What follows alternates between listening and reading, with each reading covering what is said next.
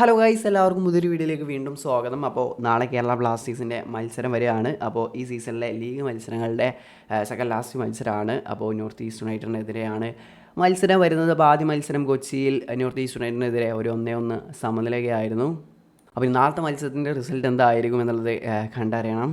എന്തായാലും നാളത്തെ മത്സരം വിജയം പ്രതീക്ഷിച്ചൊന്നും ആരും കാണണ്ടെങ്കിൽ ഇപ്പോൾ പ്ലേ ഓഫിലേക്ക് എത്തിക്കണം. അതുകൊണ്ട് തന്നെ ആശാൻ തന്നെ ഇവാൻ വുക്കോമാനോവിച്ച് തന്നെ പറഞ്ഞിട്ടുണ്ട്.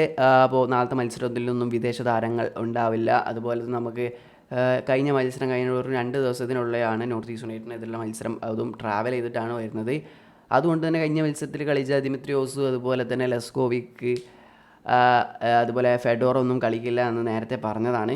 അപ്പോൾ അതുകൊണ്ട് തന്നെ ഒരു പക്ഷേ നാളത്തെ മത്സരത്തിൽ നോർത്ത് ഈസ്റ്റ് യുണൈറ്റഡിനെതിരെ ഒരു ഫുൾ ഇന്ത്യൻ ലൈനപ്പ് വരാൻ ചാൻസ് ഉണ്ടല്ലേ. അതിലൊരു ഫോറിൻ പ്ലെയർ ചിലപ്പോൾ മിലോസ് ട്രിനിസിസ് ഒരു പക്ഷേ CBയിൽ വരാനുള്ള ഒരു സാധ്യതകളുണ്ട്. മിലോസ് കഴിഞ്ഞ മത്സരം സസ്പെൻഷൻ കാരണം കളിച്ചിട്ടില്ല. അതുകൊണ്ട് തന്നെ ഒരു റെസ്റ്റ് കിട്ടിയിട്ടുണ്ട്. അപ്പോൾ അതുകൊണ്ട് തന്നെ മിലോസ് വരാനുള്ള സാധ്യത ഉണ്ട്. ഇപ്പോൾ ഓർമ്മിപ്പാങ് സെൻറ്റർ ബാക്കിൽ സസ്പെൻഷനാണ് അടുത്ത മത്സരം. അതുകൊണ്ട് തന്നെ ഏതെങ്കിലും ഒരു ഫോറിൻ പ്ലെയറൊക്കെ വരാൻ സാധ്യതയുണ്ട്.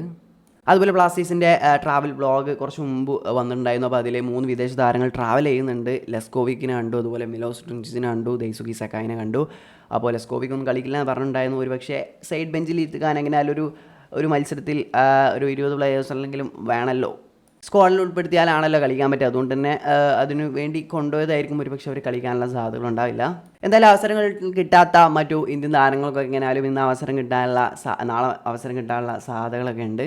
എന്തായാലും എൻ്റെ ഒരു അഭിപ്രായത്തിൽ നാളത്തെ മത്സരത്തിൽ ഇറങ്ങാൻ സാധ്യതയുള്ള ഒരു പ്രോബബിൾ ലൈനപ്പ് എങ്ങനെയാലും ഞാൻ ഇവിടെ പറയാം. അപ്പോൾ അതിൽ ഗോൾ കീപ്പറായിട്ട് കരൺജിത്ത് സിംഗ് ആയിരിക്കില്ല.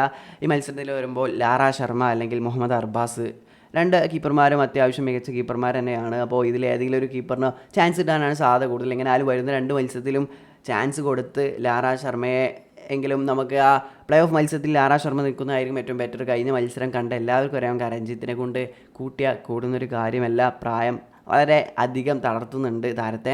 അപ്പോൾ അതുകൊണ്ട് തന്നെ പ്ലേ ഓഫിലെത്തുമ്പോഴേക്കും ലാറ ശർമ്മയെ അല്ലെങ്കിൽ അർബാസിനെ ആരെങ്കിലും ഒന്ന് സെറ്റാക്കി എടുക്കേണ്ടതുണ്ട്.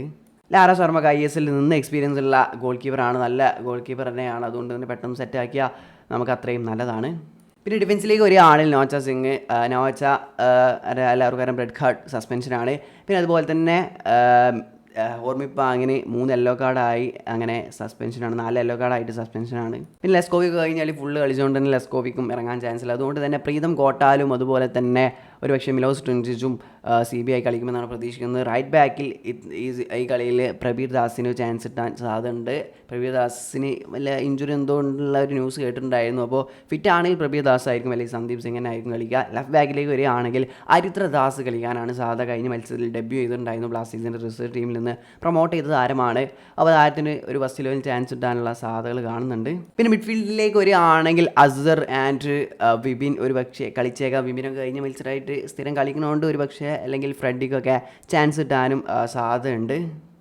പിന്നെ റൈറ്റ് വിങ്ങിലേക്ക് വരികയാണെങ്കിൽ സൗരവ് മണ്ഡലും, ലെഫ്റ്റിൽ ഐമൻ, അതുപോലെ സ്ട്രൈക്കിങ്ങിൽ ഇഷാൻ പണ്ഡിറ്റയും അതുപോലെ രാഹുൽ KP വരുമെന്നാണ് പ്രതീക്ഷിക്കുന്നത്. അതുപോലെ തന്നെ റിസർവ് ടീമിൽ നിന്ന് പ്രൊമോട്ട് ചെയ്ത കോറോസ് സിംഗ് ഒക്കെ ഇന്ന് ട്രാവൽ ചെയ്തിട്ടുണ്ട് നാളത്തെ മത്സരത്തിന് വേണ്ടി. അപ്പോൾ അതുകൊണ്ട് തന്നെ ഒരുപക്ഷെ കോറോസ് സിംഗിനൊക്കെ അവസരം നാളെ ലഭിച്ചേക്കാം. അതുപോലെ നിഹാൽ സുധീഷ് അതുപോലെ മറ്റു താരങ്ങളൊക്കെ ചാൻസ് കിട്ടാത്തവർക്കൊക്കെ ചാൻസ് കിട്ടാനുള്ള സാധ്യതകളുണ്ട്. എന്താവും ഇങ്ങനെ നാളത്തെ മത്സരം എങ്ങനെ ഉണ്ടാവും എന്നൊക്കെ കണ്ടിട്ട് നിങ്ങളെ അഭിപ്രായം എന്തായാലും കമൻറ്റ് രേഖപ്പെടുത്തുക. വീഡിയോ അവസാനിക്കാൻ നെക്സ്റ്റ് വീഡിയോയുടെ വീണ്ടും കാണാത്തവരേക്കും ബൈ.